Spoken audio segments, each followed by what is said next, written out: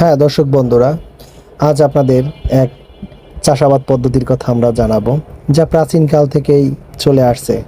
আপনারা সঙ্গেই থাকুন, দেখতে পাবেন সেই পাতা তোলা থেকে শুরু করে আমরা বলি যে রোপণ করা বা লাগানো, ধান জায়গা পরিষ্কার পরিচ্ছন্ন করে, এবং দেখা যাবে আমরা অনেক সময় দেখা যায় এই আধুনিক যন্ত্রপাতিগুলোকে আমরা ব্যবহার না করে ওই চাষাবাদগুলো করতে পারি। এতে অনেক বড় ধরনের লাভবান হওয়া সম্ভব।